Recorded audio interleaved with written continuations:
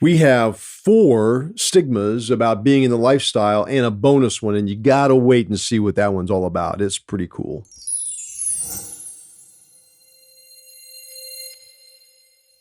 Hey guys, it's John and Jackie from OpenLove101.com. Welcome to our show. If you're here on YouTube, please click the blue bell. You'll be notified of our upcoming videos. If not, go to OpenLove101.com, sign up to our email list there, and we'll be sure and notify you of upcoming podcasts, videos, blogs, and more. And today, I'm going to turn it over to Jackie because I don't remember what we're talking about. We're going to talk about some stigmas about being in an open relationship / swinging. Stigmas, okay. Do you have an example? I do. I actually have 4. 4. It's the 4 stigma. The 4 stigma.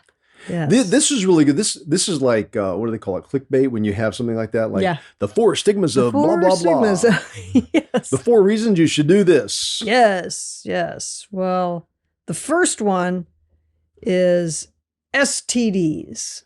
Oh, that's definitely a fear. We get lots of questions about that on our YouTube channel, and people email us about it and comment about it. And there's people out there that think it's wrong because of that potential. Because the only way to prevent an STD is to either not have sex, period, or only have sex with the partner you're with. But even then you're taking a risk, because if that person goes out and has sex with someone else, they could catch something and spread it. So,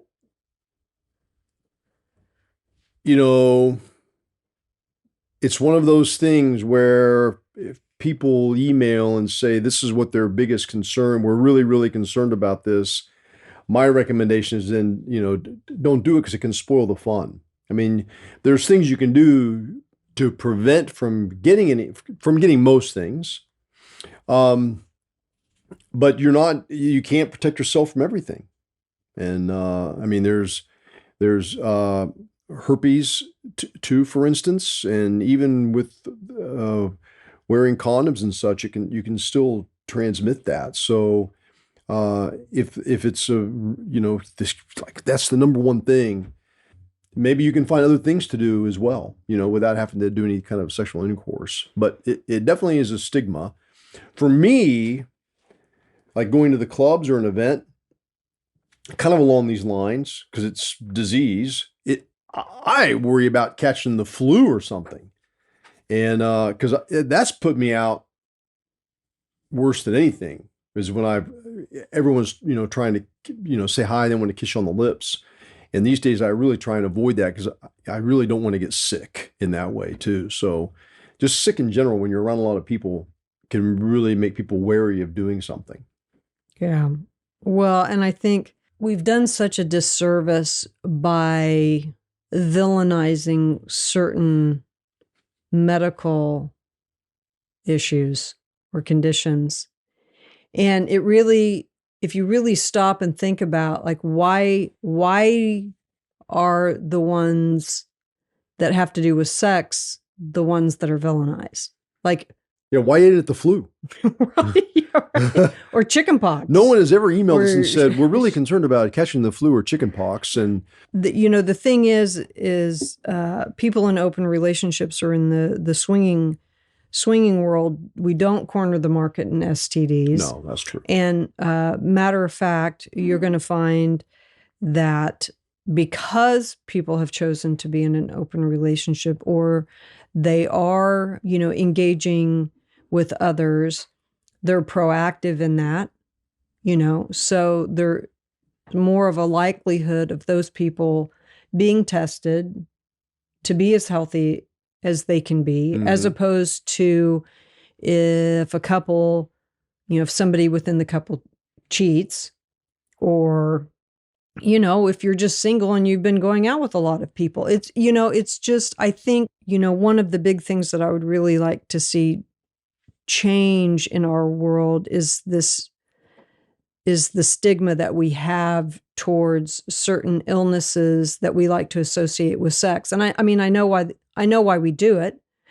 There's religious reasons why we do it. There's societal reasons that we do it. And I can't think of a better way to keep somebody from doing something than to shame them. Mm-hmm. But, we really have to think about the implications that we make on people if they get one of these things and then they feel as though they're being excommunicated from society, or that their life is going to be over now that they have this, or nobody's going to love them with this. I mean, you start talking about people's mental health, just the way that they're able to operate in society when we do that. It's 2024, people. It's kind of time to grow up. We've got these things. They're in our society. They're well in our society. As a matter of fact, the time of this filming, there was just an article in Daily Mail where they talk about, I think it was herpes, and 1 in 5 Americans has it. So, we can't go around being like, oh, I don't have it. I don't have it. I don't have it. I don't have it. Nobody, nobody has it, but then it's super prevalent. And if it's super prevalent, then it's about understanding where that comes from and how that happens and how we need to stop stigmatizing those things. People need to feel as though their life is still going to be full and operational, and that they're going to be okay even if they catch some of these things. So I think the days of stigmatizing STDs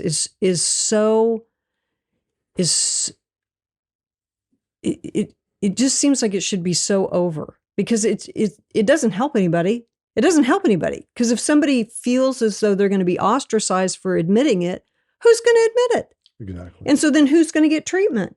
So, it seems to me, if anything, we should be not welcoming of it, but we should have a much more positive view of either finding cures for it, or helping people not feel like it's the end of the world that this has happened, especially if it's something that ends up being so prevalent that it's almost like you can't even.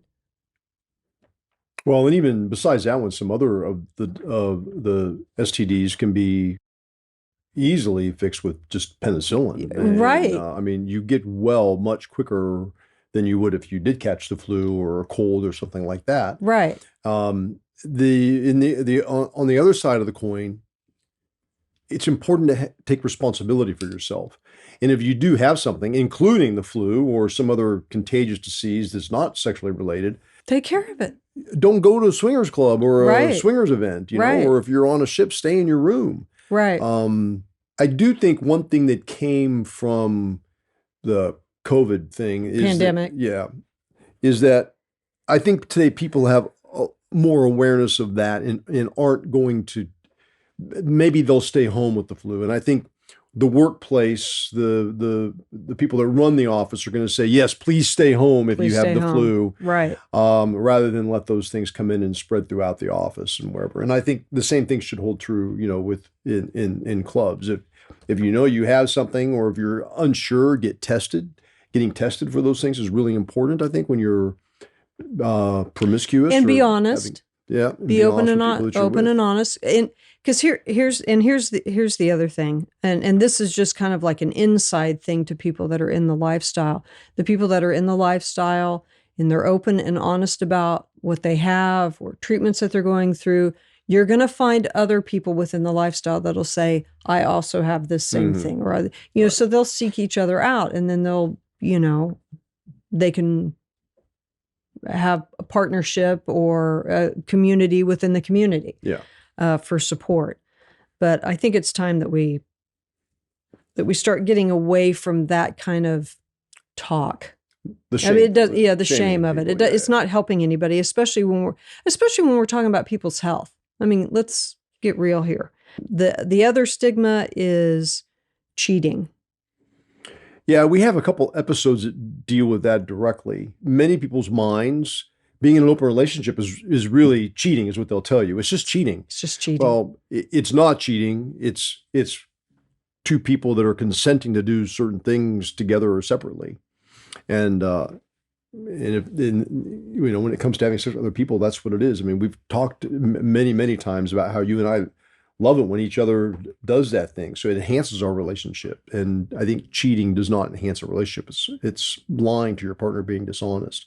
So it is, I don't even know why that would be considered a stigma. I mean, Because, yeah. it's a misconception of what consensual non-monogamy. I mean, right there, the very first word, consensual non-monogamy. I mean, I two people know. are consenting to it. I mean, yeah, it's like, well, you two people, I think Courtney said it, even something about, well, you two consenting adults can't make that kind of a decision, I mean, Yeah. or you don't know what decision you just made. Yeah. I mean, you don't really, what you're doing is this. And I love that, right? The audacity that you're going to tell me what I'm doing. Mhm. No, I don't think so. Another stigma is if you're in an open relationship, it is going to fail. Yeah, we do see that quite often too. We see it in people commenting on our YouTube channel and our social media. I don't know how you would know that. Well, and here's there's the plenty thing. of examples where relationships are very successful. I mean, there's plenty of successful relationships out there that where consensual non-monogamy is a part of that relationship. So it's just not true. And there's some consensually non-monogamous relationships that fail, just like there are other relationship models that are successful in the sense that the couple stay together, and there's some that fail in the sense that those couples are no longer together. But to judge the two individuals in the relationship based on the relationship model, by saying it's the relationship model that causes the failure or the success, sells short the people in the relationship. Now, for those of you that are thinking about getting into the relationship, and that is something that you're in fear that could happen, it could fail because you're getting into an open relationship.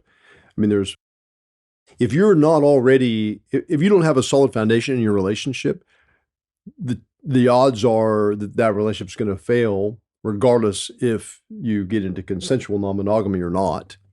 And getting into an open relationship probably would cause that to happen faster, depending on what the problem is in your relationship. I mean, I've definitely seen in a relationship where cheating was an issue, somebody got caught, and then, multiple times, and they decided, let's just open the relationship up.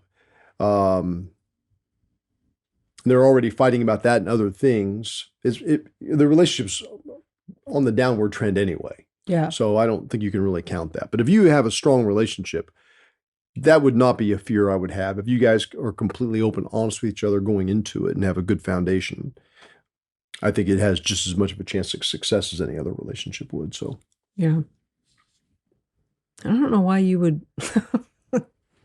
Yeah. Anyway. Anyway. I feel like there's something else I want to say to that, but I can't think. And then another stigma that I have here is... Is this the fourth stigma? This would be the fourth one. We may have a bonus one. I'll have to think about it. Another stigma about being in an open relationship or swingers is that you hate your partner. What? Wow. Those are really strong words. Yeah. You're in an open relationship because you don't really like your partner. People outside of it. Yeah, I got you. That's the stigma, is that you must not like your partner. You must not love your partner. Yes. You don't love your partner if you're having sex with somebody else. Okay.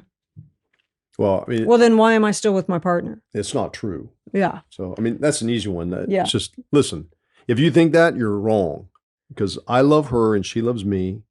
Yeah. Say it. I love you, baby. I love you. And we've had sex with other people. So. Yeah. I mean, but it's interesting how our relationship model elicits so much, almost like fear in other people. Like, I'm not trying to convert everybody and make them have non-consensual relationship models. I mean, I'm not trying. All I'm trying to do is to say, like, you have your relationship model, and let me have my relationship model. That's kind of getting off topic here, but that is the thing that really bothers me. I've had many friends do it, but I'm thinking of one in particular. He really pushed me to get out of it. Yeah. This is like 20 years ago. Yeah. How can you live with yourself doing this? Yes. Is that kind of a thing? Yeah. It's and like, what do you think trying I'm to put doing? shame on me and Like, I mean, I don't tell you what you're doing, how to live your life. Let me just live. And well, I mean, we became unfriends after that. I mean, Yeah. I got tired of hearing it after a while, but Well, and then it's almost like I want to ask people like, well, how long would John and I have to be married in our open relationship for you to not say it's going to fail or you hate this? when does it become successful? Yeah, when does it become successful? Never.